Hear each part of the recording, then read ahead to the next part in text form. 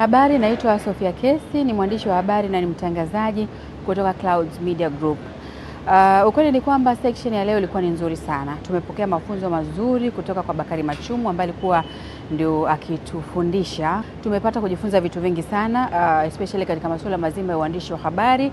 Kama ambavyo unajua kwamba sasa hivi uandishi wa habari kwa kweli unazidi kukua, yani umekuwa tofauti na miaka ya nyuma kabisa, kwamba sasa hivi kuna masuala ya teknolojia zimekuwa, social media networks zimekuwa nyingi sana, kwa maana ya kwenye Instagram, Facebook, Twitter, YouTube channel, watu mbalimbali wamekuwa wakijitokeza na kuandika habari. Lakini si wote ambao wana weledi wa kuandika habari kwa kufuata ethics ambazo zimekuwa zinatakikana. Kwa hivyo kupitia session kama hii ambayo tumepewa ni kwa jinsi gani unatakiwa kuandika habari, kwa wale ambao walikuwa wana ABC wameweza kuzipata, kwa wale ambao walikuwa nazo wameweza kukumbushwa pia, pengine umesahau.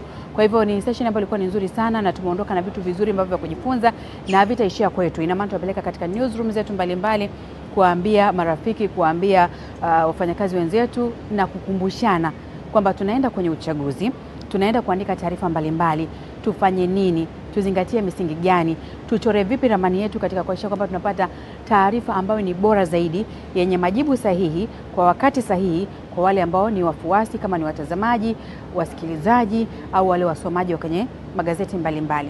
Wito wangu kwa vyombo mbalimbali vya habari ni kuhakikisha kwamba wanawatoa wafanyakazi wao kwa ajili ya kupata training mbalimbali, na si kwa ubani, kwa ajili ya kukumbushana, kwa sababu unapokuwa katika newsroom kwa muda mrefu unafanya kazi kwa mwingine kwa mazoea, unajikuta umetoka shule kipindi kirefu, unasahau vile ambavyo ulitakiwa kuvifanyia kazi. Kwa hivyo unapata training kama hizi, inakukumbusha wajibu wako, kuzingatia taratibu, ethics zile za uandishi, ili usije ukasahau.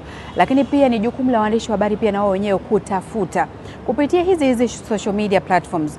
Training mbalimbali zimekuwa zikitolewa na wakufunzi mbalimbali, kwa hivyo tujitume na sisi tuwe na ari ya kutaka kujua, kujifunza.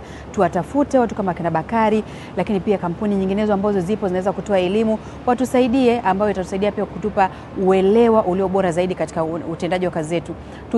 Tusibweteke, wanasema, tusiridhike na kile ambacho tuko nacho, kwa sababu elimu haina mwisho na kila siku tunajifunza. Mazingira yanabadilika, teknolojia inakuwa. Kwa hivyo ni jukumu la waandishi wa habari kwenda na wakati, kwenda na teknolojia, kwenda na elimu jinsi ambavyo nataka tuende, ili kwa pamoja tuwafikie watazamaji, wasomaji na wasikilizaji wetu.